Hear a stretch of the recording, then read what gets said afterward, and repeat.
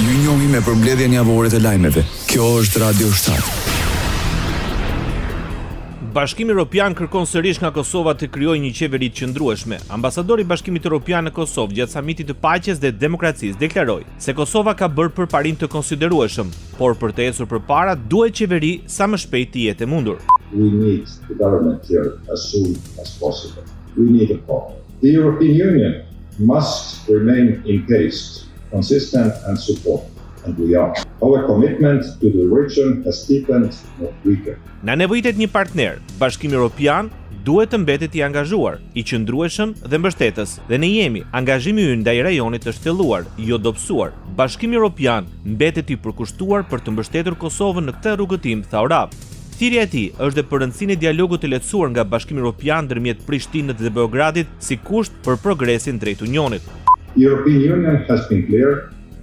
Bashkimi Evropian ka qenë i qartë, përparimi varet jo vetëm nga reformat e brendshme, por dhe nga avancimi i dialogut të lehtësuar nga BE-ja ndërmjet Beogradit dhe Prishtinës. Kjo kërkon zgjidhjen e mosmarrëveshjeve bilaterale, forcimin e institucioneve demokratike, mbrojtjen e lirisë së mediave, sigurimin e sundimit të ligjit dhe ruajtjen e karakterit shumë etnik të Kosovës. Këto nuk janë pengesa të vendosura nga Bashkimi Evropian, ato janë themele për një të ardhme të qëndrueshme dhe të begatë, deklaroi ambasadori i Bashkimit Evropian në Kosovë. They are foundations for a stable and prosperous future.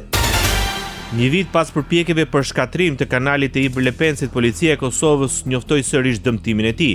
Ngjarja ndodhi në territorin e komunës së Zubin Potokut. Sipas policisë, dëmtimi u krye me mjete të rënda mes 22 dhe 25 nëntorit.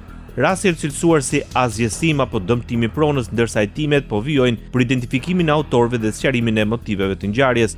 Një vit më parë, më 29 nëntor, ndodhi një sulm terrorist në kanalin e Iber Lepensit, ku vendosën 20 kg lëndë shpërthyese. Kanali Iber Lepens furnizon me ujë nga liçeni Ujmanit gjithë veriun e Kosovës, rajonet e Mitrovicës, Prishtinën, me rrethinat si dhe korporatën elektroenergjetike të Kosovës për ftojen e termoelektranave të saj.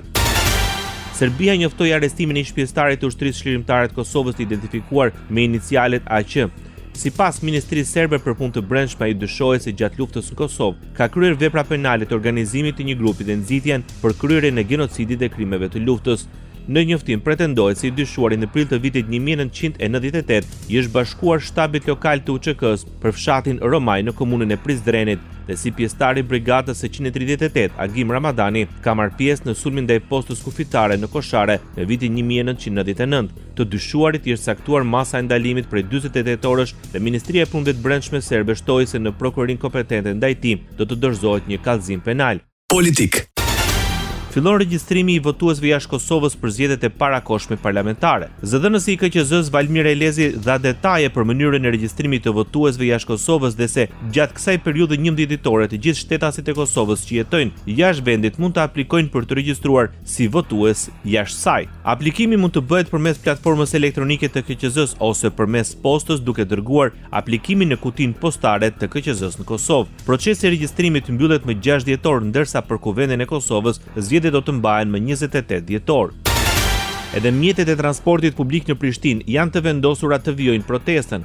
Sekretari i shoqatës së sektorit privat të autobusëve Ismet Haliti shpreu keqardhjen se qytetarët kanë mbetur pa autobus, por paralajmëron se do të vazhdojnë derisa të alokohen mjete nga komuna dhe ato t'i marrin pagat e tyre.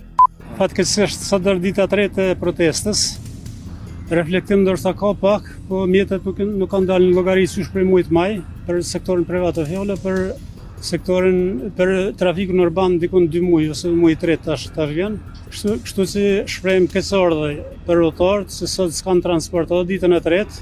Dhe puna do të vazhdoj atëherë kur mjetet dalin në llogaritë tona dhe i shlym borset tona të natit të pagat ndaj punëtorëve. Edhe mjetet e transportit publik në Prishtinë janë të vendosura të vijojnë protestën. Sekretari i shoqatës së sektorit privat të autobusëve Ismet Haliti shpreu keqardhjen se qytetarët kanë mbetur pa autobus, por paralajmëron se do të vazhdojnë derisa të alokohen mjete nga komuna dhe ato t'i marrin pagat e tyre. Fatkeqësisht sot është dita e tretë e protestës. Reflektim ndoshta ka pak, po mjetet nuk kanë dalë në llogari si prej muajit maj për sektorin privat të fjolla, për trafikun urban dikon 2 muaj ose muaj 3 tash vjen. Kështu si shprehim keqësordhje për rrotarët se sot s'kan transport edhe ditën e tretë.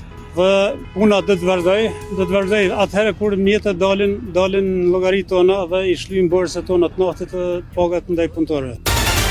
Përfaqësuesi i sindikatës së punëtorëve të trafikut urban, Ilmi Gashi, tha se ministria ka alokuar 3.2 milion euro te komuna e nga këto, komuna i ka ndarë trafikut urban vetëm 600.000 euro. Gashi tha se ministri Murati është zotuar ta kryejë pjesën e tij për të gjithë buxhetin nëse komuna kryen detyrat, ndërsa kryetari i Prishtinës Përparim Rama insistoi se problemi qëndron tek qeveria. Faji nuk është tek transportuesit, faji është i qeverisë Kosovës dhe ata mund ta zhbllokojnë këtë. Prandaj shpresoj që të reflektojnë dhe ta kemi një takim me ta, tha Përparim Rama, kryetari i komunës Prishtinës.